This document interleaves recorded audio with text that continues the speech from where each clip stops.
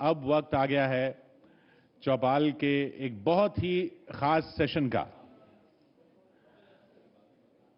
बहुत ही खास इसलिए क्योंकि अब तक जिन जिन खास लोगों से हम मिल चुके हैं वो जिस जगत के थे उस जगत को तो हम रोज देखते हैं, और जिस जगत को हम रोज एंजॉय करते हैं उसमें सबसे खास सितारा जो बनकर निकल रहा है वो हमारे साथ हैं इस साल के सुपरस्टार आयुष्मान खुराना।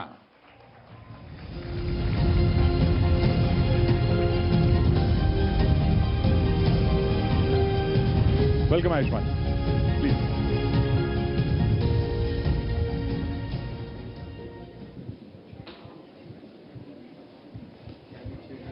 हमने सुना है कि न्यूज चैनल्स का बड़ा मजाक उड़ाते हैं आप।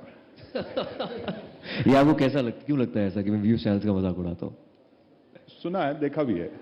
नहीं, ऐसा कभी नहीं हुआ है, न्यूज चैनल्स का कोई मजाक नहीं उड़ाया मैंने। अच्छा, मैं स्टैंडर्ड वाला सवाल पूछता हूँ न्यूज चैनल का, कैसा लग रहा है? अच्छा लग रहा है, रात को नींद कम आई है इसलिए थोड़ा सा, मतलब अभी अभी खाना खा के आया हूँ, सो इट्स नाइस, काफी अच्छा लग रहा है। सेक्टर 2 पंचकुला से साल का सुपरस्टार, और साल का अब युग का सुपरस्टार भी हो सकता है जैसे आप जा रहे हैं।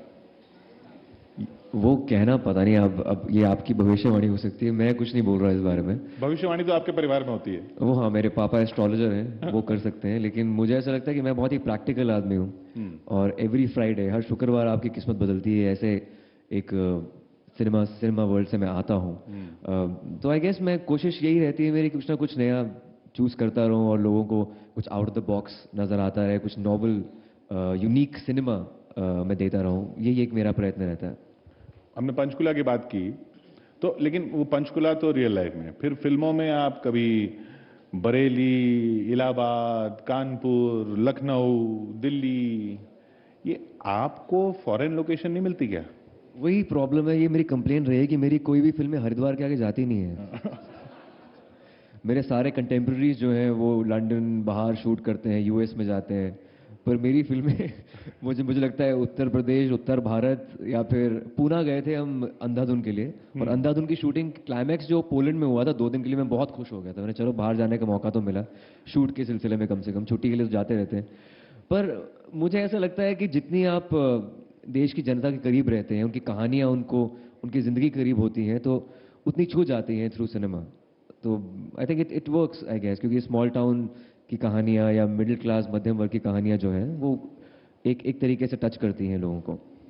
पोलैंड में जब आप गए तो भीड़ आई ऑटोग्राफ लेने, वहां पहचानने लगे हैं लोग? नहीं, तब अंधाधुन की रिलीज के पहले की बात कर रहा हूँ मैं। तो पोलैंड में वहाँ पे इंडियंस कम थे, तो हाँ 5-10 लोग मिले थे बस इंडियंस, लेकिन उसके अलावा अंधाधुन रिलीज होने के बाद ग्लोबली काफ़ी उसको आई थिंक बहुत फेमस हुई वो फिल्म, काफ़ी चली, अराउंड 300 से ज़्यादा करोड़ उन्होंने कमाए अंधाधुन फिल्म ने, चाइना में काफ़ी चली। तो उसके बाद मैं जब बाहर गया था तब ज़्यादा लोग, इंडियंस ही नहीं बाहर के लोग भी मिलते थे। तो इसीलिए आपने वो डंडे से डब्बा मार दिया था लास्ट में? हाँ, वो श्री राम सर का आइडिया था कि एंड में आप उसको किक कर दीजिए, ताकि लोग जब भी सिनेमा से बाहर जाएं कुछ बातचीत होती रहनी चाहिए कि क्या, एक ओपन एंडेड फिल्म थी वो हमारी। हाँ, तो वो आपने जब स्क्रिप्ट पढ़ी होगी तो आपके मन में ख्याल नहीं आया कि अब इसके बाद क्या होगा? मुझे लगा सीक्वल होगा, लेकिन उनको लगता है कि जितनी भी हम वो अंधेपन से लेकर क्वर्क्स कर सकते थे वो हम फिल्म में निचोड़ चुके हैं। तो आई डोंट थिंक उसका सीक्वल बनेगा। वो श्री राम राघवन की एक कहानी थी, एक सोच थी, and it was quite unique I think. ये हमको ऐसा लगता है कि आपकी ज्यादातर फिल्में जो हैं वो रियल लाइफ स्टोरीज से इंस्पायर्ड हैं, क्या ये सही है? रियल लाइफ स्टोरीज से इंस्पायर्ड है, ये सही है कुछ हद तक, क्योंकि मेरी पहली फिल्म विकी डोनर है। एक मैं शो करता था रोडीज, उसमें एक टास्क था स्पर्म डोनेशन का, तो मैं सच में स्पर्म डोनेट कर चुका हूँ इलाहाबाद में। पर उस वक्त मुझे नहीं पता था कि इस पर फिल्म बनने वाली है। दैट टाइम आई वाज 20, और जब मैं 27 साल का था तब विकी डोनर रिलीज हुई थी। But it was quite a coincidence कि ऐसी, मतलब इस सब्जेक्ट पर जो जिस पे हमने एक टास्क किया था 8 साल पहले, उस पर फिल्म रिलीज हो गई। एक कोइंसिडेंस और था, एक तस्वीर दिखाते हैं आपको। और वो तस्वीर जो है उसने क्या बाला को इंस्पायर किया? देखिए कॉलेज के जमाने की तस्वीर है। बहुत ही बुरी तस्वीर है। यहीं ये से हुआ बाला था। ये क्या था? ये हमने एक कुमारा स्वामी नाम का प्ले किया था और वी वर लाइक 10-12 बॉयज और हमें बोला गया था कि यार आप सबको मेकअप किया जाएगा गंजे का, लेकिन हम इतने इतने पैशनेट थे कि हमने कहा हम सब सर मुंडवा लेंगे। घर पे बहुत मार पड़ी थी। हेलमेट पहन के मैं घर में घुसा था। पापा कहते मेरे जिंदा होते हुए तूने बाल कैसे कटवा लिए? तो ये हुआ था। But I think we are passionate actors और रोल के लिए आप कुछ भी करना चाहें तो कर सकते हैं। बाला के लिए भी मैं असली में गंजा होना चाहता था, पर वो डिफरेंट स्टेजेस दिखाने थे गंजेपन के, इसलिए वो नहीं कर पाया। घर पे काफी डांट पड़ती थी क्या आपको? बहुत डांट पड़ती थी। क्यों? डिसिप्लिन के लिए। मुझे लगता है कि my father is a disciplinarian और डिसिप्लिन बहुत ज़रूरी होता है। और मुझे ऐसा लगता है कि टैलेंट अगर आप में है, अगर डिसिप्लिन आप में उससे ज़्यादा है, तो आप टैलेंटेड लोगों को पीछे छोड़ सकते हैं। आपका एटीट्यूड ज़्यादा मैटर करता है काम को लेकर। Hard work is more important than talent. I firmly believe in this. तो आप जब मुंबई गए, बहुत लोगों की बड़ी कहानियां होती हैं कि गए और स्ट्रगल कर रहे थे, ढूंढ रहे थे, धक्के खा रहे थे। आपको वो सब नहीं फेस करना पड़ा? ऐसा नहीं है। हाँ, मैं एक अच्छे परिवार से हूँ। मतलब I was always we were always well to do. पर ये है कि हर एक की स्ट्रगल अलग होती है। मैं इंडस्ट्री से नहीं हूँ, लेकिन मुझे कोई जानता नहीं था मुंबई में जब पहली बार आया था। तो मैं अपने फ्रेंड के हॉस्टल में रहता था। कहाँ पे? ये KEM हॉस्पिटल परेल, वो MBBS कर रहा था वहाँ से। तो वहाँ पर मैं हॉस्टल में रह रहा था। वहाँ पर आउटसाइडर्स को अलाउड था नहीं वैसे। तो मैं लैब कोट पहनकर अंदर एंटर करता था, बाहर ऑडिशन देकर वापस आता था। लोगों को लगता था मैं डॉक्टर हूँ। चश्मे थे, ब्रेसेस थे मेरे उस टाइम पे। I used to look like a nerd. तो एक डॉक्टर वाली छवि थी मेरी, अभी भी है मुझे ऐसा लगता है। लेकिन उस समय स्ट्रगल यही था कि हाँ, दोस्तों के साथ कभी एक के घर रहता था, कभी दूसरे के घर रहता था। वो अलग स्ट्रगल थी। But at the same time हम जब ट्रेन से ट्रैवल करते थे थिएटर के टाइम पर, चंडीगढ़ से मुंबई जब जाते थे पश्चिम एक्सप्रेस में, तो हम 5-6 लड़के थे तो गिटार और गाना गाते थे और हम सब यात्रियों के लिए गाने गाया करते थे। तो इसलिए बोलता हूँ मैं ट्रेन में गाता हूँ, उसमें ट्रेन सिंगर हूँ। तो वो इतने खुश हो जाते थे हमारा गाना सुनकर कि हमें पैसे देते थे खुशी से। तो 10 रुपए से लेके 500 तक मिल जाते थे। फिर हमें फर्स्ट क्लास से आते थे इनविटेशन कि आपको AC कंपार्टमेंट वाले लोग गाना सुनना चाहते हैं आपके। तो वहाँ से इतने पैसे इकट्ठे हो जाते थे कि हमारा गोवा का ट्रिप स्पॉन्सर हो जाता था। तो ये कहानियाँ जो है वो ये अलग तरह की स्ट्रगल है। मुझे लगता है कि अगर आप स्ट्रगल को स्ट्रगल ना समझें, इसको एक खूबसूरत सी जर्नी समझें, एक यात्रा समझें जहाँ पहुँचना चाहते हैं, तो वो स्ट्रगल नहीं कहलाते। तो यहाँ तो अब तो खैर आपको ट्रिप के लिए पैसे की जरूरत वैसे भी नहीं है। वो पैसों की जरूरत तब भी नहीं थी वैसे, लेकिन वो हम अपने शौक के लिए करते थे।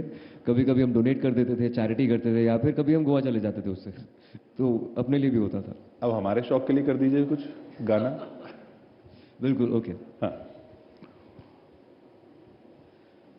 माहियाना आया मेरा, माहियाना आया, माहियाना आया मेरा, माहियाना आया, रांझना आया मेरा, माहियाना आया, माहियाना आया मेरा, रांझना आया। अखां दा नूर वेख के अखियां चो हंझू रुड़दे। Thank you. तो आपने कभी सोचा कि सिर्फ सिंगर रहूं? ऐसा हुआ था। मैं एक पॉप स्टार्स शो हुआ करता था, तो उसमें मैं कंटेस्टेंट था। एक आसमा बैंड बना था। इट वाज प्रोबेबली पहला रियलिटी शो था हिंदुस्तान का। तब मैं आई थिंक टॉप 5 टॉप 7 में आया था। इंडियन आइडल से रिजेक्ट भी करा गया हूँ मैं, तो बहुत रिजेक्शंस देखी है मैंने। पर मेरे पास चॉइस थी कॉलेज में, या म्यूजिक क्लब या फिर थिएटर क्लब। तो मैंने थिएटर ज्वाइन किया म्यूजिक, कि theatre I think was a wholesome experience. आपको म्यूजिक का भी एक्सपीरियंस हो जाता था, डांसिंग का भी हो जाता था। It was everything. पर घर में तो ऐसा कुछ था नहीं? घर पे पापा फ्लूट बजाते हैं। अच्छा। म्यूजिकल है ऑफ कोर्स। और मेरी दादी जो है वो गुरुद्वारा में शब्द वगैरह गाती थी। अरे। और वो मिमिक्री किया करती थी मेरी दादी जो है। तो वो जो एक्टिंग का, जो सिनेमा का जो शौक है, वो दादी से आया है। वो दिलीप कुमार साहब की बहुत बड़ी फैन थी। अच्छा। तो मेरे पापा भी दिलीप कुमार साहब के बहुत बड़े फैन हैं। तो मैं भी हूँ। सो वो वहाँ से आई थिंक फैमिली में कोई ना कोई फिल्मी होना जरूरी है। तो आप वो सब जैसे बच्चे घर में डायलॉग सुनाते हैं वो सब भी करते थे? करता था, बिल्कुल करता था। कॉलेज तक मतलब मैं बोला जाता था मुझे किसी के बर्थडे पर ये करके दिखाओ वो करके दिखाओ, मैं परेशान हो जाता था। किसी बर्थडे पे चलो बेटा डांस करके दिखाओ, हाँ। चलो ये आयुष अब गा के अब जल्दी बहुत अच्छा गाता है। मैं तो ठीक है मैं गाता हूँ, मैं गाना नहीं चाहता हूँ, मन नहीं कर रहा। जबरदस्ती करते थे मेरे साथ हाँ। मेरे पेरेंट्स, उनको लगता था बहुत मजा आ रहा है। तो वो एक जो होता ना मुझे कई बार तो क्लास के जो बच्चे हैं वो इसीलिए बुलाते थे अपने बर्थडे पे, चलो यार ये गा लेगा। दोस्त भी नहीं होते थे, जानते भी नहीं थे। मैं तुम्हें जानते भी नहीं यार, राजा यार मैं आई रियली लाइक यू। पता लगता था वो सबके सामने गा रहे हैं, डांस करवा रहे हैं, वो फ्री का एंटरटेनमेंट हो जाता था उनका। डायलॉग नहीं बुलवाते थे? जी डायलॉग नहीं बुलवाते दिलीप कुमार वगैरह के? दिलीप साहब की मिमिक्री में मुझे नहीं आती, पर शाहरुख खान सर की मिमिक्री मैं कर सकता हूँ कुछ कुछ। करिए ना। ओके गौरी देवदास का डायलॉग मेरा जो सबसे फेवरेट है। मैं यहां कभी नहीं आऊंगा, जब जब चौपाल मुझे बुलाएगा आऊंगा, खुद को अकेला पाऊंगा आऊंगा, मैं यहां कभी नहीं आऊंगा। तो ये जो शौक है मेरा वो बाला फिल्म में काफी यूटिलाइज किया गया। बाला में काफी एक्टर्स की मैंने मिमिक्री करने की कोशिश की थी। स्टैंड अप कॉमेडियन बना था मैं बाला फिल्म में। तो ये जो मेरा मिमिक्री का जो जिसे कहते हैं कीड़ा है वो उसमें बाहर आया। सो आपने रियल लाइफ में कभी स्टैंड अप कॉमेडी ट्राई की? जब मैं मुंबई नया नया आया था 2008 में, तब स्टैंड अप कॉमेडी का चलन था ही नहीं। वो शुरू हुआ अराउंड 2011 के टाइम पर। तो कभी स्टैंड अप कॉमेडी नहीं की, पर एंकरिंग करता था। पहले वीजे था मैं एमटीवी के साथ। तो स्टैंड अप कॉमेडी नहीं की मैंने कभी। तो इसलिए हम कह रहे थे ना कि आप जो रियल लाइफ में करते थे वही फिल्मों में हो रहा है। एक तस्वीर और है हमारे पास, ये तस्वीर देख के लगता है, अभी दिखाते हैं आपको, कि नौटंकी साला इसी वजह से हुई है। ये जो आपने कहानियां बताई हमें, यही सब करते थे आप? ये मेरे भाई की तस्वीर है। हाँ भाई। ये किसकी तस्वीर? अरे मम्मी को लड़की चाहिए थी, मेरे को लड़की वाले कपड़े बना दिए, पता नहीं क्यों। और वो भी फिल्म कर लिया आपने? ड्रीम गर्ल, शायद ड्रीम गर्ल की इंस्पिरेशन वहीं से आई है। हाँ। तो माँ चाहती थी कि लड़की हो। तो ये अच्छा, ड्रीम गर्ल में आप वाकई में बोल रहे थे वो? जी वो मेरी आवाज थी। कैसे? देखिए ऐसा कि मैंने 40-50 टेक दिए थे, तब जाकर वो आवाज एक परफेक्ट लड़की की आवाज निकली थी। रेडियो के टाइम पर प्रैंक्स किया करते थे। तो मैं कोशिश कर सकता हूँ एक लाइन बोलने की। हेलो, मैं पूजा बोल रही हूँ। मतलब लेकिन एक साथ सेंटेंस बोलना मुश्किल हो जाता है। पर ड्रीम गर्ल में इस आवाज को बहुत प्यार मिला है लोगों से। और यहाँ तक कि जब मैं छोटा था तो कभी कभी क्या होता था कि मेरी जो पहली गर्लफ्रेंड थी, तो मैं यही आवाज निकाल कर उसको बुलाया करता था। क्योंकि कभी उसके पापा फोन उठाते थे, मम्मी फोन उठाती थी, कि लड़की का फोन आता था आराम से फोन देते थे, हाँ बेटा इनका फोन है, बात कर लो, तुम्हारी सहेली का फोन है। तो 1 घंटा बात हो जाती थी। तो इसलिए आसान रहा काफी जिंदगी में मेरे लिए। हमने ये भी सुना है कि विकी डोनर की वजह से आप एक बार मुश्किल में फंस गए थे। एक मॉल में अपनी माँ के साथ जा रहे थे। हम विकी डोनर की रिलीज की एकदम बाद में मॉल में चला गया। मुझे लगा चलो मैं पहले जैसे मॉल में जा सकता हूँ, लेकिन लोग काफी इकट्ठा हो गए थे वहां पर विकी डोनर के बाद। तो 2-3 लड़कियां वहां पर चिल्लाने लगी, Vicky I want your sperms. मेरी मम्मी बहुत ही एम्बैरेस हो गई कि क्या मांग लिया मेरे बेटे से।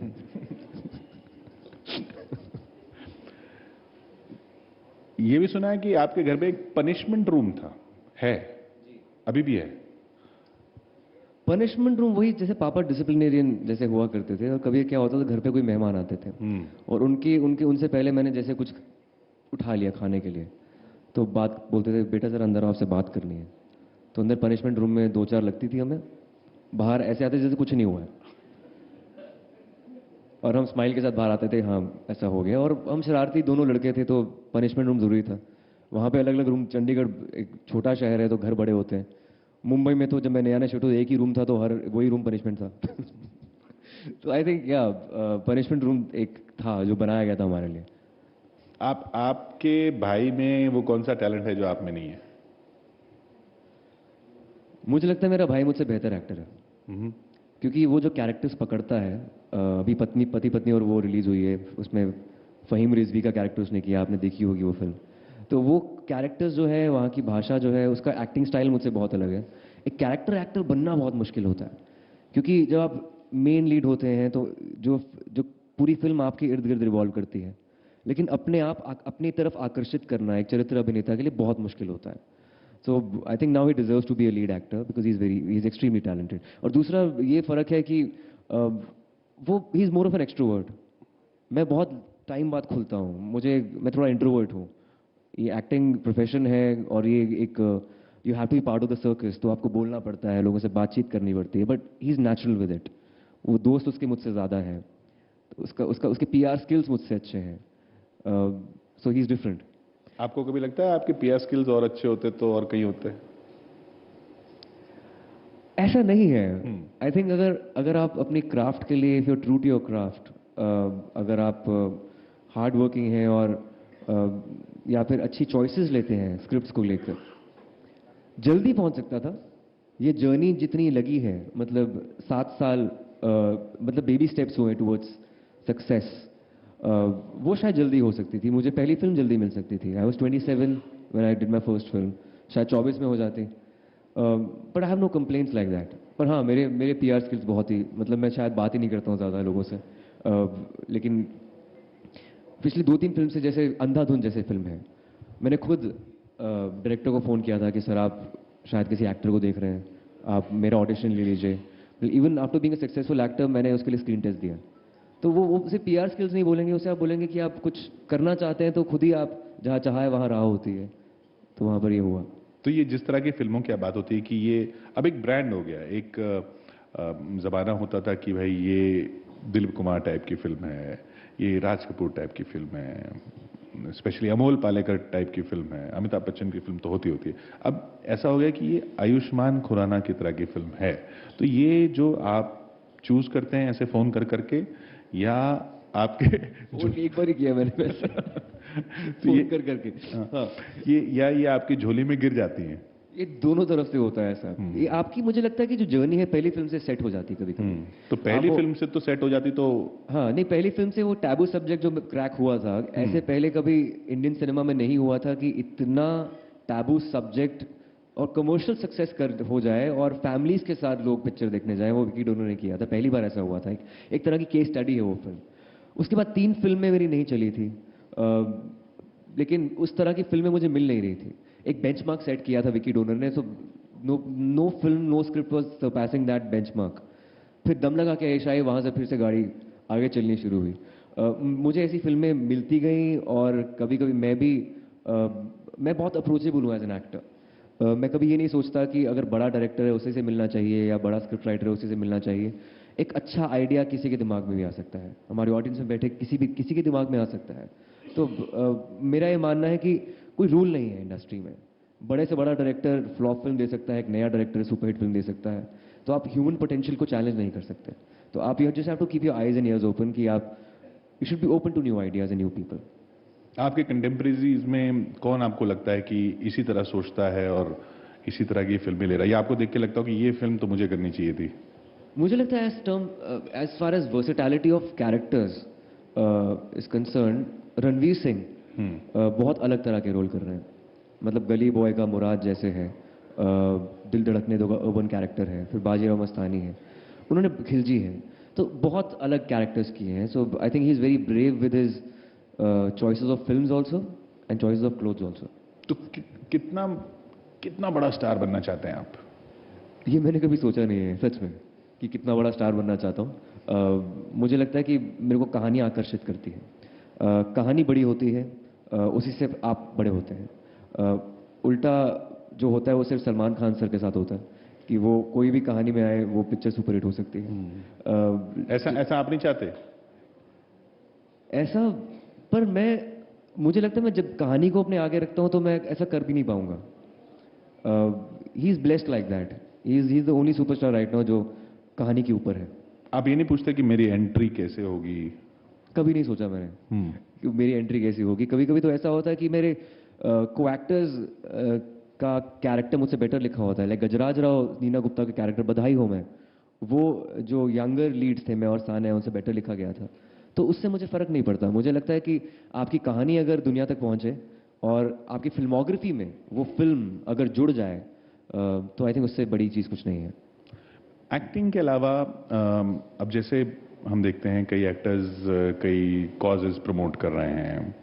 अभी गवर्नमेंट का खेलो इंडिया है, जिसमें एक प्रोग्राम है जिसमें अलग अलग sports, kabaddi, hockey, non cricket sports, उनको प्रमोट किया जा रहा है। अभी 10 जनवरी से स्टार स्पोर्ट्स पे आएगा भी। तो उस तरह में आपको स्पोर्ट्स का कितना शौक है, या कि कौन सा स्पोर्ट आपका फेवरेट है? बहुत ही यूनिक स्पोर्ट मैं खेलता हूँ जो कोई इंडिया में नहीं खेलता, वो है क्रिकेट। अंडर 19 डिस्ट्रिक्ट लेवल में खेल चुका हूँ as a leg spinner. Under 14 तक मैं विकेट कीपर बैट्समैन था। लेकिन मुझे याद है एक मैच में मैंने इतनी स्टंपिंग छोड़ी कि मुझे कीपिंग से निकाल दिया गया। तो उसके बाद मैं लेग स्पिन करनी शुरू की, तो लेग स्पिन मेरी काफ़ी अच्छी थी, नेचुरल लेग स्पिनर था मैं। तो क्रिकेट मैं खेल चुका हूँ, स्कूल टीम में भी था, डिस्ट्रिक्ट लेवल खेल चुका पंचकुला से। एक सेलिब्रिटी के लिए स्पोर्ट्स कितना इंपॉर्टेंट है? स्पोर्ट्स हर एक के लिए इंपॉर्टेंट है। I think more than anything else, individual sport अलग चीज़ है, लेकिन ग्रुप स्पोर्ट जो है उससे आपको सबसे पहली बात कि हार जीत का पता चलता है। बचपन से आप कोई कभी हारते हैं कभी जीतते हैं, तो आपको ज़िंदगी के उतार चढ़ाव सहने का एक टूल मिल जाता है। ऐसा कुछ सहा आपने? Of course, I think cricket में तो हार जीत चलती रहती है। मैंने टेनिस भी खेला है। फर्स्ट फिल्म के बाद तीनों फिल्में मेरी नहीं चली थी, इसमें मैंने हार नहीं मानी थी। मैंने अपना बैंड शुरू किया था। उसके बाद जो अपना बैंड, मैंने आयुष्मान भवन नाम है मेरे म्यूजिकल बैंड का, तो हम टूर करते हैं, अक्रॉस द ग्लोब जाते हैं। लेकिन तीसरी फिल्म जो हवाई ज़्यादा बैक टू बैक जब फ्लॉप हुई थी, तब मैंने बैंड शुरू करने के बाद शादियों में गाना शुरू कर दिया था। मैंने कहा शायद यही मेरा, बाकी एक्टर्स भी करते हैं तो I should also do this. इसमें कोई शर्म की बात नहीं है, कोई काम छोटा नहीं होता। मैंने सोचा ये मेरा पैरेलल वेक्टर है कि अगर फिल्में नहीं चलेंगी तो मैं एज अ म्यूजिकल, एक म्यूजिकल टैलेंट है मेरे अंदर, उसको एक्सप्लॉइट करना चाहिए। तो आई थिंक हार कभी माननी नहीं चाहिए। आपको हमेशा प्लान बी या सी आपके तैयार होने चाहिए। आप एक प्लान के साथ जिंदगी में आगे नहीं बढ़ सकते। फिटनेस क्योंकि अब एक्टर्स के लिए भी ऐसे इंपॉर्टेंट हो गई जैसे स्पोर्ट्समैन के लिए, तो उसके लिए आप क्या करते हैं? हर एक कैरेक्टर का एक अलग एक डिमांड होती है। अगर मैं गाय नेक्स्ट डोर कर रहा हूँ तो I have to just be as natural as possible. मुझे इतने बल्क अप करने की जरूरत नहीं थी। इनफैक्ट अंधाधुन और बधाई में मेरे मसल्स, आई वाज एटलीस्ट 7 kgs हेवियर देन दिस। मैंने वेट लूज किया था ड्रीम गर्ल के, क्योंकि लहंगे में मैं बहुत मसल से अजीब लग रहा था, तो लहंगा मुझे सूट नहीं कर रहा था, इसलिए मैंने ड्रीम गर्ल के लिए वेट लूज किया था, मसल लूज किया था। और बाला के लिए और लूज किया था, क्योंकि गंजेपन के साथ अगर मैं थोड़ा सा ब्रॉड लग रहा था तो कुछ गुंडा टाइप फीलिंग आ रही थी मुझे। तो आई थॉट कि सिंस 19 ईयर ओल्ड से लेकर 29 तक की जर्नी है उसके अंदर, तो उसके लिए मैंने वेट लूज और किया था। तो हर एक फिल्म की अलग वो होती है। अगर उस टाइम पे मैं वेजिटेरियन था, योगा करता था, वेट ट्रेनिंग कम कर दी थी मैंने, तो इसलिए वेट लूज भी हुआ था, मेटाबॉलिज्म बढ़ा था। बट अब अगर मैं आगे फिल्म कोई साइन करना चाहता हूँ, कोई एक्शन फिल्म करना चाहता हूँ मैं, तो I have to build up muscle for that. तो उसके लिए आपके लिए अलग रिजीम होगी, फिटनेस रिजीम। क्योंकि फॉलो करते हैं ना हम स्टार्स को लोग, तो कुछ स्टार्स दिखाते हैं कि हम ऐसे फिट रहते हैं, वैसे फिट रहते हैं। गवर्नमेंट कहती है कि बच्चे 5 मिनट और खेलो और खेलो। वो आपको लोग फॉलो करें, आपसे इंस्पायर हों, वो दौर तो आ चुका है? इंस्पिरेशन हर एक एक्टर की अलग अलग होती है। मेरी हमेशा से ये एक मुहिम रही है कि मैं ऐसी कहानियां दूं जो समाज के लिए कुछ अलग लेकर आए। आर्टिकल 15 एक ऐसी फिल्म है जो मैंने शायद अनुभव सिन्हा सर से निकाली थी वो फिल्म, क्योंकि उनको लगा था कि शायद मैं पुलिस वाला कैरेक्टर प्ले कर ही नहीं सकता। और कास्टिज्म को लेकर जो हमने उस पर एक कटाक्ष, एक कुछ बोला है, वो शायद पहली बार इतने बेबाक तरीके से डिफरेंट कास्ट के नाम हमने उस फिल्म के अंदर लिए हैं, जो कभी पहले मेन स्ट्रीम हिंदी सिनेमा नहीं हुआ है। तो आई थिंक वो उस तरह का एक मैं रोल मॉडल बनना चाहता हूँ, जो आई थिंक जो पैरिटी को सपोर्ट करे। एक रैपिड फायर राउंड लेते हैं आपके साथ अंत में। कुछ नाम मैं बोलूंगा, जो पहला रिएक्शन आए आप बोल दीजिएगा। शाहरुख खान। Youth icon. मेरे लिए तो सबसे ज़्यादा इंस्पिरेशन शाहरुख सर से मिली है ज़िंदगी में। मैंने जर्नलिज्म जो है वो शाहरुख खान सर की वजह से की है, मास कम्युनिकेशन, क्योंकि वो मुझे पता लगा था वो भी मास कॉम कर चुके हैं और बहुत ही इंटेलिजेंट एक्टर हैं। मेरे पापा ने मुझे बोला था कि there is no dearth of talent in Mumbai, there is only dearth of intelligent talent. तो उन्होंने मुझे फोर्स किया कि अटेंडेंस मेरी पूरी हो। कॉलेज में मैंने 3 साल टॉप किया only because of Shahrukh Khan sir. I wanted to be like him, तो inspiration. Narendra Modi. He is also an inspiration in a way, क्योंकि इतने छोटे मतलब बिल्कुल ग्रास रूट लेवल से उठकर देश का प्रधानमंत्री बनना कोई छोटी बात नहीं है। आई थिंक ये हमारे देश की खूबी है कि यहाँ पर अपॉर्चुनिटीज़ जो है वो आपको मिलेंगी, अगर आप हार्ड वर्क करते हैं, आपकी एक विजन है, तो आपको बिल्कुल मिलेगा। अच्छा, एक वन वर्ड आंसर दीजिए तो। अच्छा, वन वर्ड आंसर, हाँ। Okay fine. चलिए मैं दोबारा शुरू करता हूँ। शाहरुख खान। इंस्पिरेशन, दोनों की इंस्पिरेशन है एक्चुअली, तो क्या करूंगा मैं। Donald Trump. उनको मुझे लगता है पहले हेयर स्टाइल ठीक करना चाहिए। He needs haircut for show. Donald Trump जैसा हेयर कट आप नहीं चाहेंगे? कैरेक्टर होगा तो बिल्कुल करूंगा मैं। बहुत इंटरेस्टिंग कैरेक्टर प्ले करने को मिलेगा अगर उनका मिलेगा तो किसी फिल्म के अंदर। अरविंद केजरीवाल।